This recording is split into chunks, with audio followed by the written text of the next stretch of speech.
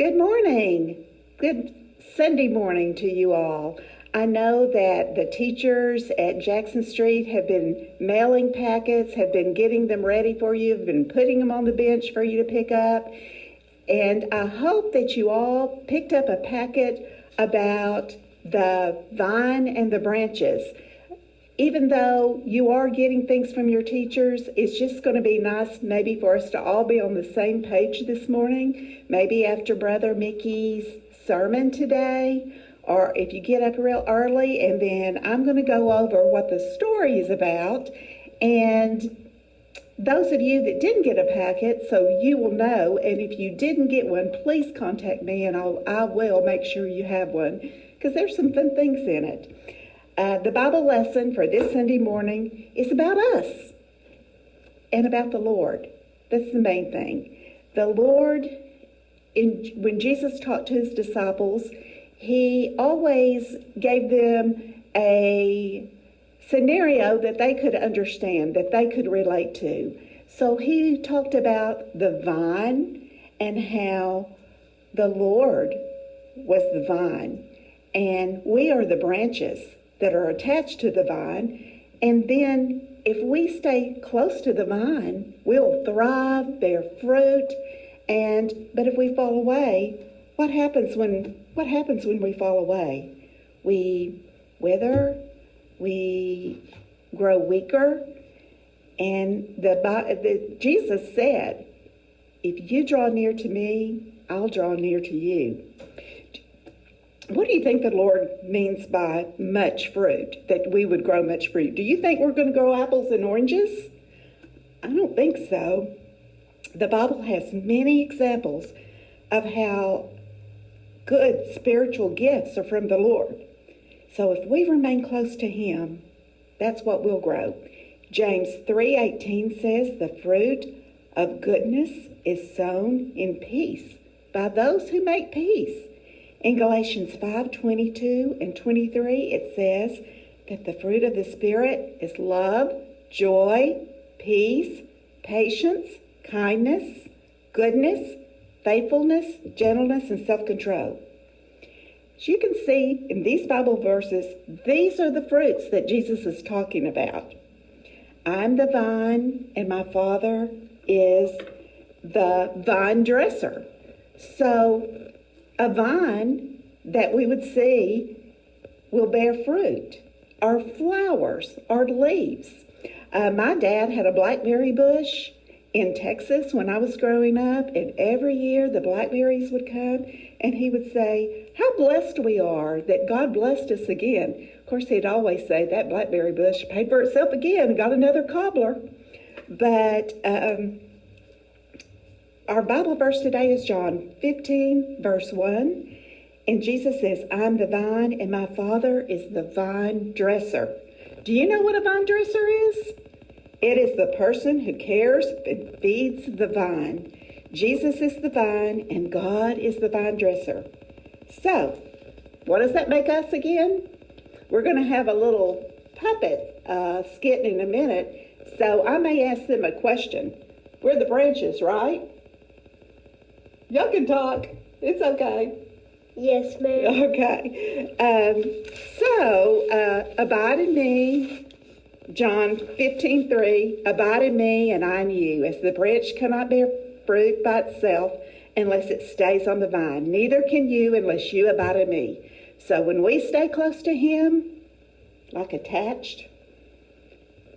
So abide means to be attached, to live, to continue, and to not fall away.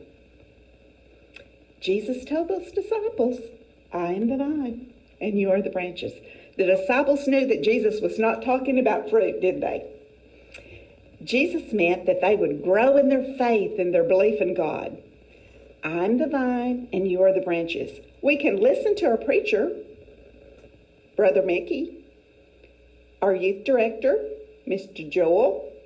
We can pray and listen to prayers and sing. And those are all ways to grow close to God. And the most important thing is to study ourselves too. Jesus told them more that was important. He said, the main thing is I want you to know that my Father loves you and I love you. As the Father loved me, I have also loved you.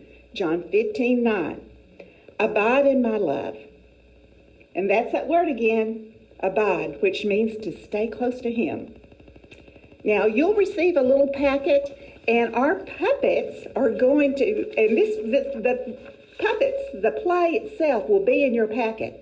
So although you may not have puppets like we have here, you can get a sock and you can perform this with your brothers, your sisters, your mom, your dad. I encourage you to do that. There's a word find in here. There's another little sheet you can look up, some scriptures. And thanks to Miss Linda, she gave us some really neat coloring sheets in here as well. And there's a craft.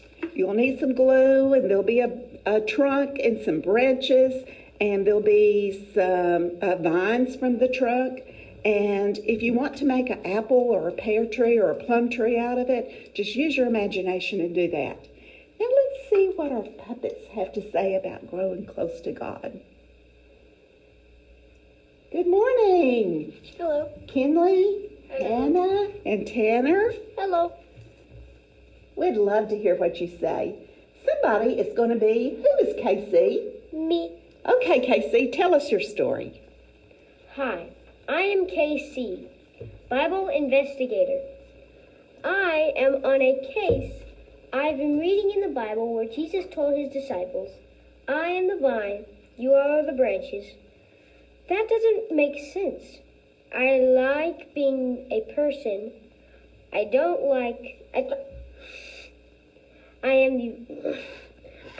really want... You don't want to be a vine, do you? No, ma'am. I didn't think so. I don't even know how to become a vine. Don't be silly, Casey. Jesus doesn't mean that we had to become a plant. He said he's like a vine and we're like branches. A branch can't grow without the vine. We need to stay close to Jesus. That's good news. I can still play soccer, eat great food, be a detective, and I can be a branch when I stay close to Jesus. How can I be close to someone? I know. Now I am close to you. But you're not Jesus, and he's not standing here like you are. That's not what Jesus meant either, Casey. He didn't mean we need to stand really close to him. To be close to someone. We can't even be that close to each other now, right? We can invade people's personal space right now, right? No, ma'am. Okay. To be close to someone, I get to know them and keep up the relationship through conversations on the phone, through email, or in person. Yeah, you talk with him. Wow, I can call Jesus on the phone or email him? I did not know that. That's cool. What's his email address? I bet it's jesus@heaven.com.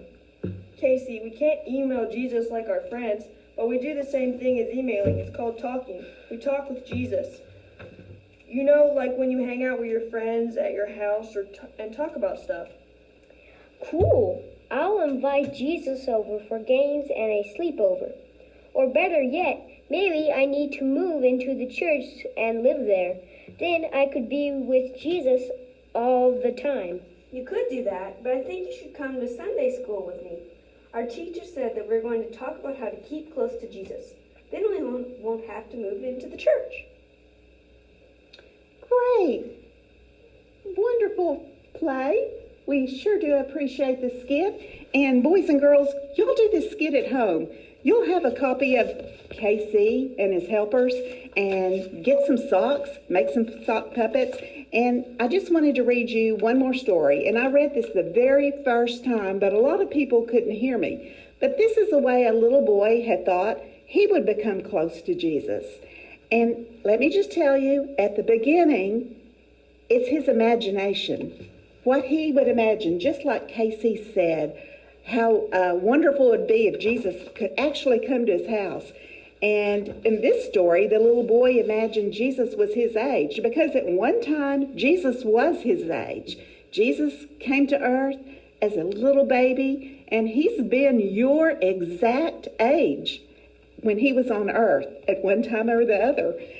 So, if Jesus came to my house and knocked upon the door, I'm sure I'd be more happy than I've ever been before. If Jesus came to my house, I'd like him best to be about the age that I am and about the height of me. I'd run downstairs to meet him, the door I'd open wide, and I would say to Jesus, "Oh, won't you come inside?" I'd offer him my rocking chair. It's such a comfy seat. And at the little fireplace, he'd warm his little feet. My kitten and my puppy dog would sit beside his chair, and they would be as pleased as I as seeing Jesus there. Then I would put the kettle on and make a cup of tea, and we would be as happy and as friendly as could be. I'd show him all the places that are nicest in the house, the hole behind the stairs where I pretend that I'm a mouse, the little window up above where I can stand and see people passing, yet they can't see me.